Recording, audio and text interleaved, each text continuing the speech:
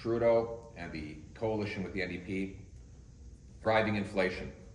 And many young people are actually killing themselves. We're losing lives. How many more young people are going to have to be sent back home in coffins to India? Even though we need to hire them, there are job vacancies they could be filling, but they can't get a work permit. $650,000 of government. That's not labor, material, or land. It is just government red tape. All of these things he uses to divide and turn citizens against each other because he thinks if you're afraid of your neighbor, you might forget that you can't afford your rent. It's a deliberate strategy to divide people. Enough dividing our people. With the Trudeau government, he's done nothing. We're going to sue the drug companies to pay the bill for the rehabilitation. I'm going to cap government spending, cut government waste. That multicultural media gets a fair share of government advertising. Bring home more, pay less. Let's unite our people for freedom. Smaller government will mean bigger citizens. That's the country I was born into. It's the country my wife came to as a refugee. It's the country I want my kids to inherit. Thank you.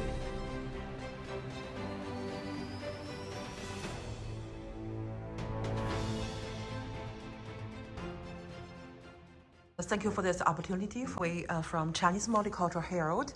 We are the only one Chinese to English bilingual language magazine in the whole Alberta. Okay. So my name is Yanxi. I'm the CEO for this magazine.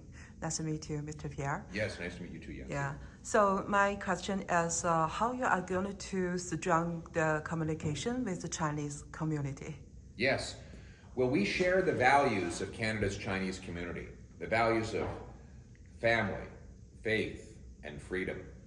Chinese Canadians have strong family values.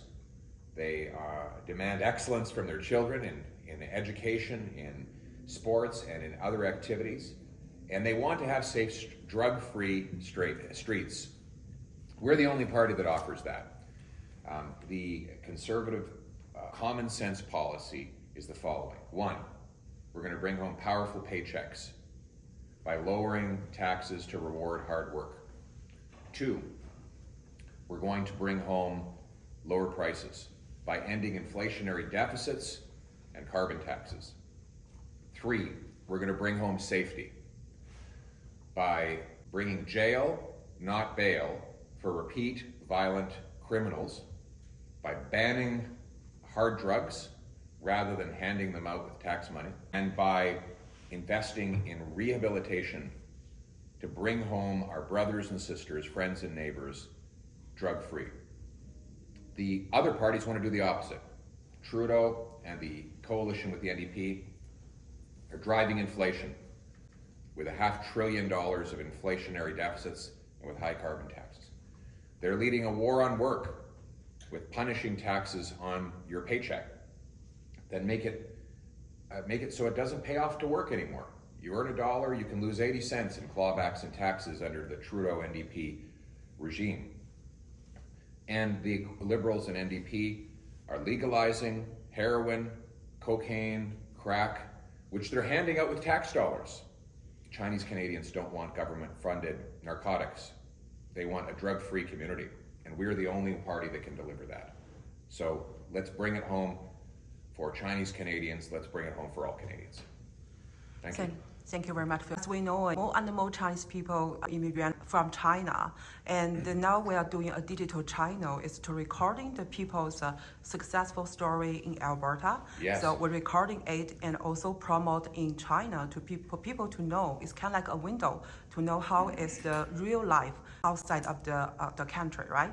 What I heard is the CPC get a lot of funding from government to support the media. So as we are the multiple cultural media, we also want to get support. So could you give us some point how we can get a support as well? We want to do better job. Yes, well, first of all, we've got to stop the censorship law. Trudeau and the NDP want a law, C11, that will censor multicultural media. The way it will work is that CRTC, a Liberal-controlled bureaucracy, will control the algorithms of the internet to determine who is seen and heard on the online. Now, of course, those powerful broadcasting and news corporations that have lobbyists in Ottawa will be able to pressure the government to give them more eyeballs, more share of voice. Almost all of its funding from the government. 90% or so of its money from the government. Its CEO, its boards, all appointed by the government. So it's a government-owned, government-funded, government-run media outlet. That's why everything they say is in favor of Trudeau. He's the boss. They work for their boss, who's Justin Trudeau. You work for your readers. That's the difference. You need to get advertisers and readers and viewers if you want to stay in business. CBC just needs to keep its political masters happy. And most of what they produce is just liberal propaganda. And I think Canadians who open their Twitter account and see an article from CBC should be reminded that what they're getting is government propaganda and not journalism. But if you push up those big corporations in the news feed, then you push everyone else down. There's only so much room on the screen. There's more screen time for CBC, CTV, Global, and the other liberal corporations, then there'll be less screen time for your wonderful entrepreneurial news outlets. So Conservatives are going to repeal the censorship law. I'm also going to make sure that multicultural media gets a fair share of government advertising. When government has to advertise about a public health issue or a travel advisory or other basic information, multicultural media should get a fair share of that advertising. It should not all go to the powerful corporations and media outlets that support Justin Trudeau. Everybody should get a fair shake. But these are some of the things that Conservatives will do to bring back freedom of the press and fairness for our multicultural voices. Thank you very much. Thank you. Yes, again, more incompetence from Justin Trudeau and the costly coalition. They've messed up our immigration system. 1.2 million people waiting longer than the acceptable wait time. Yeah. They have messed up the visitor visa. They have messed up the student visa system. We have young people coming here, they're being abused, they're being ripped off by consultants and shady educational institutions, and many young people are actually killing themselves. We've had suicides in the community. And we've been raising this concern with the Trudeau government. He's done nothing. He's just leaving these students to twist in the wind. It can't go on any longer. We're losing lives. How many more young people are going to have to be sent back home in coffins to India because this system is destroying them? We need to we need to crack down on the shady consultants and on dishonest and fake educational institutions. We need to make it easier for students to work when they're here and earn an income. And we need it to be easier for students to become permanent residents and citizens of Canada. If you become a citizen of Canada at 22, you have a whole lifetime to contribute to the country.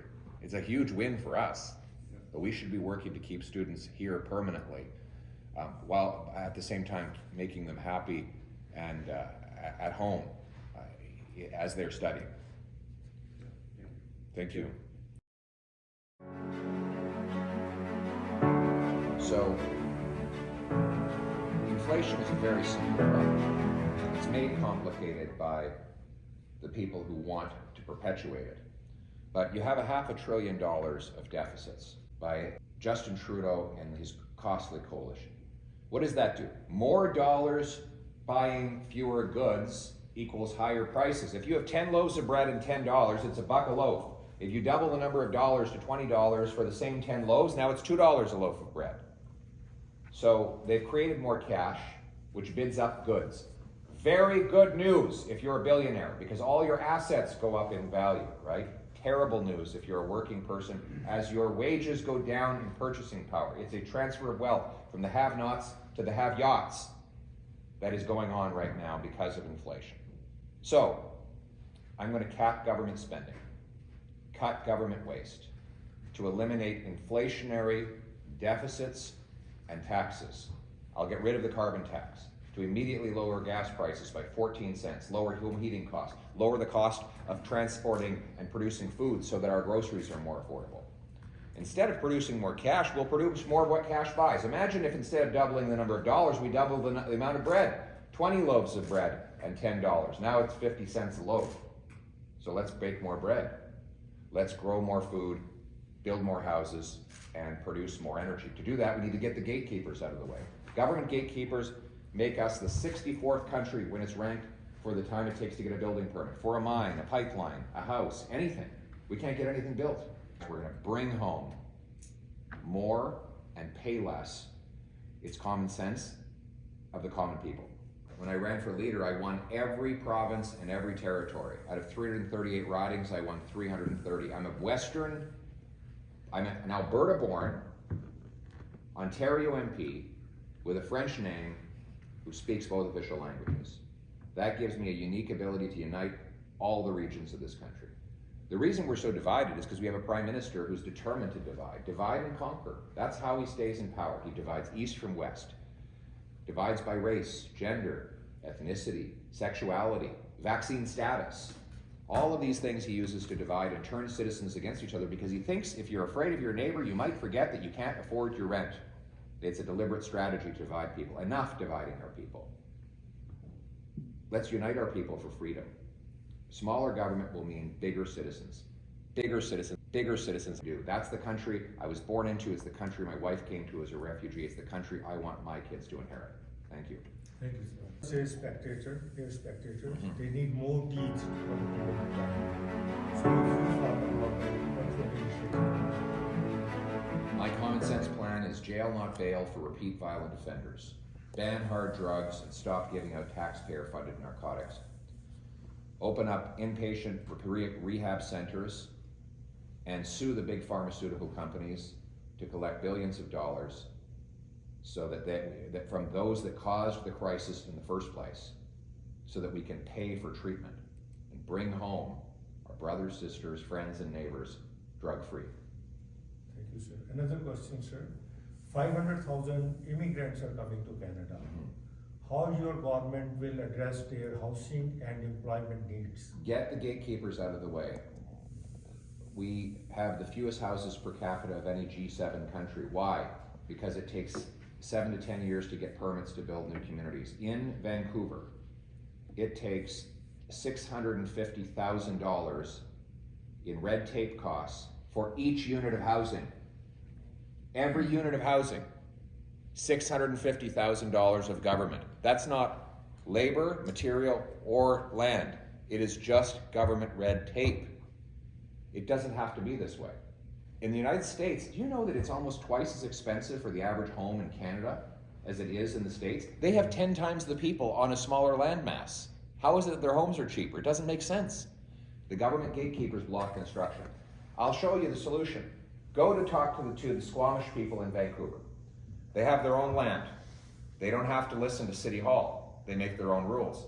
They're building 6,000 units of housing on 10 acres. That's 600 units for every acre of land. Those are homes for people. As for jobs, we've got to get rid of the gatekeepers again. We need 40,000 doctors. We have 19,000 immigrant doctors and 34,000 immigrant nurses banned from working in their profession because they can't get a license from the government bodies. A Poilievre government's going to create a blue seal testing standard for every profession in Canada. We have red seal for the trades, for mechanics, electricians. They do a test, they get a license. Arnold has got a license as a mechanic. He can practice anywhere in Canada because he has a red seal stamp. So I'll bring in a blue seal standard, and every Canadian should have to meet it, whether they're born here or born abroad. But my goal is within 60 days of an immigrant applying to work in their profession, they should get a yes or no based on their tested ability, not based on where they come from. I'll back up 30,000 small study loans for immigrants who need to take time off work to study up to the Canadian standard, and I'll create a system that future immigrants can begin getting credentialed before they even arrive in Canada, so that when they get here, they start working as a doctor, a nurse, an engineer, and other great jobs with powerful paychecks that we're going to bring home. Thank you. Other hard drugs in Vancouver. Have you been to Vancouver lately? The downtown east side is a war zone. You cannot breathe. You can't breathe. Fresh air. Speaking of fresh air, there was a man at a Starbucks who said to a guy, "Stop blowing smoke in my family's face in the coffee shop." Stabbed him in the belly. Right there, he died in front of his kids. It's chaos. This is the NDP Liberal agenda. to legalize and give taxpayer-funded drugs. They're actually funding heroin machines, heroin dispensaries, where they take the drugs, sell it to kids, 17 years old, they're at their lunch stop at a party. That's what's happening. It's a disaster. I'm gonna ban hard drugs, stop giving out taxpayer-funded drugs. I'm gonna redivert all the money to treatment and rehabilitation, and we're gonna sue the drug companies to pay the bill for the rehabilitation of the addiction that they have.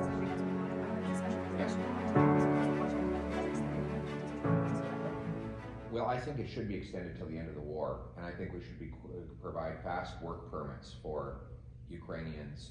So what is your take on the Trans Mountain Pipeline, which was supposed to be built in under the $5 billion? Now it's Yes. going to cost over $30 billion. What is your take on this? Another example of Justin Trudeau's total incompetence. He told us it would cost $5 billion. It is 300% over budget. These projects shouldn't cost anything for taxpayers. Pipelines are profitable. Businesses are building pipelines all around the world without government help because they make money. And the reason they don't make money in Canada is because the government gatekeepers make it impossible to get anything built in Canada. You know, all the permitting delays along the route, on and on and on and on. They built a natural gas import terminal in Germany in 194 days from application to project completion. 194 days. They've been working on the Trans Mountain Pipeline now for what, 5 years? That's just since the construction began. And then another 3 years before that on applications. And it's insane. We've got to get the government out of the way, approve projects quickly, clear the way, prevent protesters from blocking construction. I don't care if they protest. They can say anything they want. They just can't stand in the way of construction. And because Trudeau is incompetent, it's become a government-run project. We're now $15 billion over budget, 4 times the advertised price tag. And by the way, all the money to buy the pipeline went down to Texas, because that's where Kinder Morgan is spending it. Kinder Morgan is building in Texas. TransCanada is building in Texas. I suspect we'll find out that Enbridge is going to build in Texas. All our X's are in Texas. We can't get anything built up here in Canada. So we've got to remove the gatekeepers, stop stopping, start starting, get it, bring it home. Thank you. The problem we have now is not a lack of revenue. Government revenue is up by $150 billion. It's overspending. We're spending too much money. Trudeau's increased government spending by 60%, and that's with all the COVID programs now elapsed. So we can't blame it on COVID. This is permanent, repeated annual government spending that he and the NDP have brought into place. I'll bring in a common sense law called the dollar for dollar law. Every new dollar in spending must be matched by a dollar in savings. I'll cut back on the high-priced consultants. I'll save $1 billion by defunding the CBC. I'll root out other waste like the ArriveCan Act. I'll cancel the plan to buy back hunting rifles and licensed firearms from lawful owners, waste of money that doesn't do anything for public safety. We save money, we can afford to get rid of the deficit and lower the taxes. The other thing I'll point out is taxes get high enough, they actually bring in less revenue. Because when you punish work, you get less work. When you punish investment, you get less investment. And it suppresses our economy. My tax reform is going to reward hard work by allowing people to bring home more of each dollar they earn. That's going to encourage people to work harder, earn more bonuses. It's going to encourage businesses to open up more enterprises and generate more economic activity. A growing economy generates extra revenue that will help us to balance the budget and bring home prosperity for Canadians. Wrap this up. Thank you, guys, for taking the time to be here. I know how hard you guys work, and I must say, per person in your outfit, in your operation, I'm sure you have higher viewership, higher listeners than any of us through those corporate media. Yes, absolutely. Absolutely. So thank you for taking the time to come down to downtown and hearing from Leader. Thank you. Thanks a lot, everyone. Bring it home. Thank you.